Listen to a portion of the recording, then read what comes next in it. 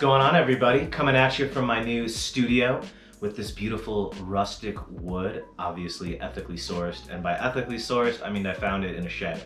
That's irrelevant. What is relevant today is we're gonna be tying a mid-tag. It's been one of my absolute top producers this season.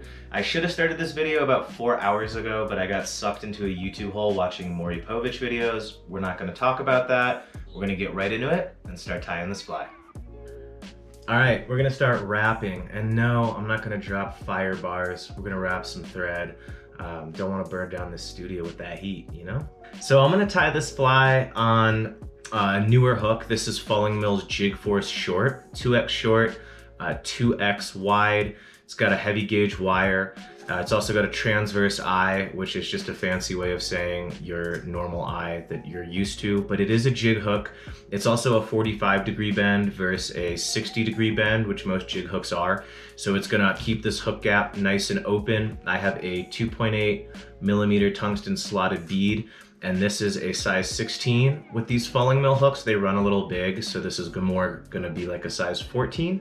I think if you try these out, you're really gonna like them, and I'm gonna leave a review. What you're gonna need to tie this fly, you're gonna need some Coq de Leon for the tail, thread, obviously. I'm using Semper Fly's Nano Silk and 18-aught. Absolutely love this stuff. And obviously it's a loon bobbin, which is gonna give me plus 57 tying power. So if you're not tying with loon tools, I don't know what you're doing. You're probably tying good flies. Anyway, for the tail, it's Coq de Leon. We're gonna tie in a rib. I'm gonna use Brassie size Sculpin olive wire, and then for the body, I'm going to use Pheasant Tail. You can do different color variations. I also tie this in a black, and I think you guys might like that too. It's been a good producer, especially in the winter. For the tag, that mid tag is just gonna be 4 strands of Globrite floss. The collar is just gonna be Peacock Ice Dub. So that's really it. It's really simple. It shouldn't take very long to tie, and we're gonna hop right into it. We're gonna just jump right into the mix. Just gonna build up a little bit of a thread dam right behind the bead.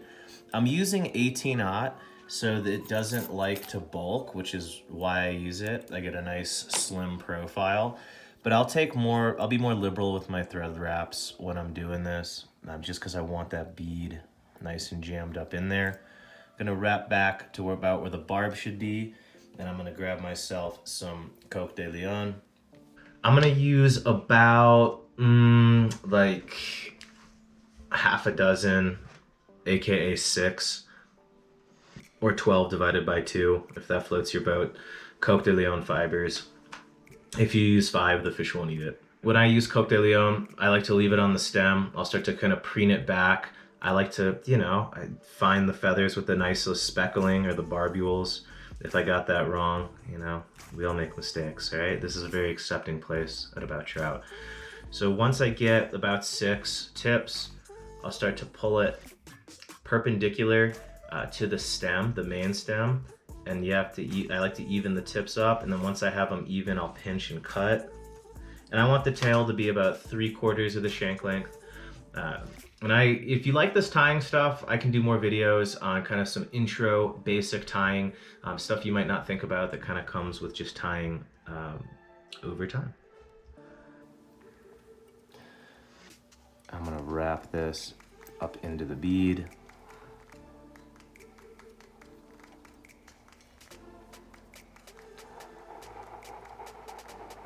Because I'm using 18-aught, the stuff does not build bulk at all. So I'll make more wraps than I would if I was using a thicker thread. I'd be more conscious, but again, it's not gonna matter too much. So before I tie in my peacock, I'm just gonna take some Brassie sized Sculpin olive wire for the rib, do a little trim. We're gonna counter wrap this, but we'll make life easy. I'm gonna just tie this wire on my side of the bead. If you haven't messed around with this Nano Silk, you are missing out. Even up those fibers. And if I wasn't using 18-aught, I would tie my Pheasant Tail in now. but I want to, you know, just get that bead from sliding around. So I'm gonna grab my pheasant tail fibers. You don't have to worry about these being even since you're gonna cut them. I'm gonna grab about 4 fibers from the side here and then just trim close. And then I'll just do one little thing, one little trim, even up the tips. I'll come back up because I want these butt ends of the pheasant tail in the bead, and the only reason I'm doing that is because I am using this 18-aught and it doesn't bulk.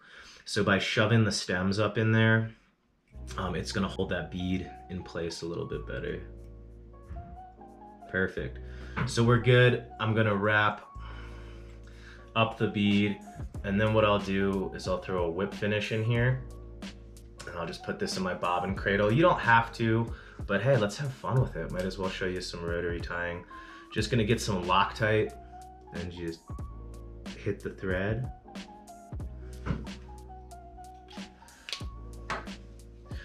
Pro tip, if you buy Loctite at Walmart, it's a lot cheaper. And then we're gonna use the Vice's rotary feature. So I'm gonna grab and spin towards myself.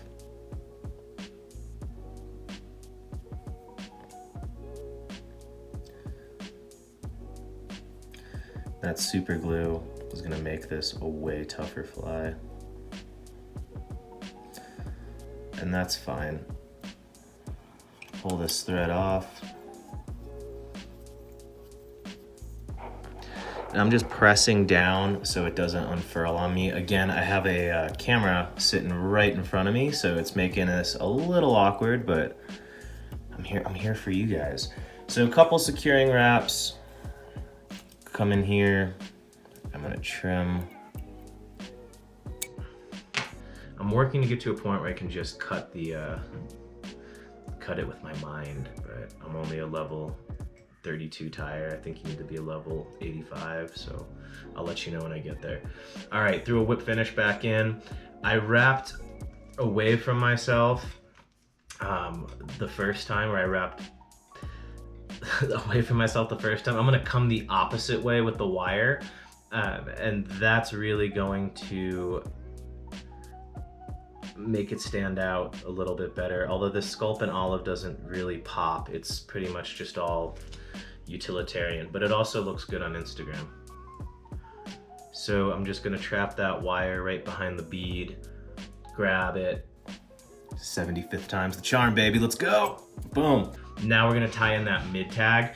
The reason I like mid tags, I'm a big fan of tag flies. I use them a lot, but I like the mid tag because it's not, I can fish a pattern with some pop to it, but it's not gonna be as loud as like a Dirty Politician or a Blowtorch or a Roses tag. So I'm just gonna take a strand, double it over, gonna cut it. And what I'm gonna do is just wrap this around the thread, come in again right behind the bead, and wrap back about an eye length. Trying to trap these down as well. So that's about an eye length, and then I'm gonna go just follow the point with my scissors, and that's where they're gonna be about the length of the tag. Right there, and throw in a couple securing wraps. And then I'm gonna grab my Peacock Ice Dub. Less is definitely more with this stuff.